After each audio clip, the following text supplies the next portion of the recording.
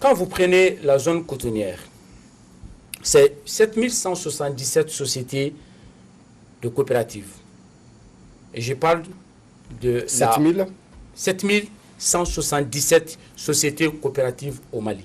Je parle bien de la Confédération des sociétés coopératives de producteurs de coton. Je parle bien des paysans maliens qu'on appelle CSCPC. C'est Robert 288 unions communales. C'est 41 unions secteurs, c'est 4 fédérations régionales, ça représente 4 500 000 paysans au Mali. Depuis une dizaine d'années, nos investigations nous donnent aujourd'hui des éléments concrets qu'il y a eu un détournement de 20 milliards de francs CFA sur le dos des paysans maliens. Et je le dis et je possède des éléments concrets parce qu'on va porter plainte dans les jours qui suivent.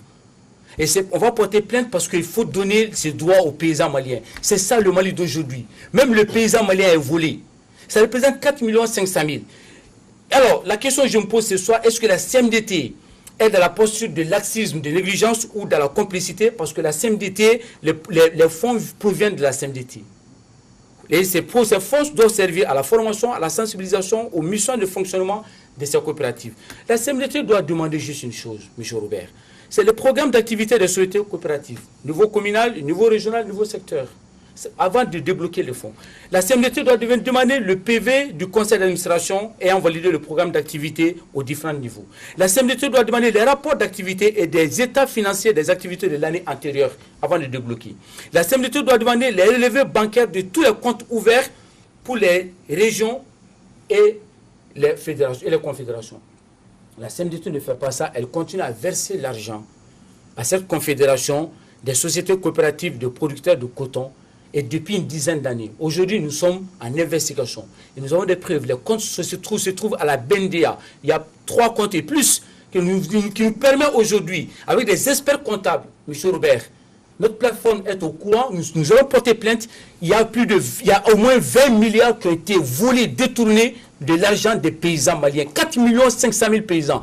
Dont les enfants viennent faire des katakatana à Bamako, où les enfants sont obligés d'aller mourir dans le désert, où les enfants vont mourir dans la mer. Il y a des gens qui volent ça. Et nous allons porter à la tête de ces confédérations.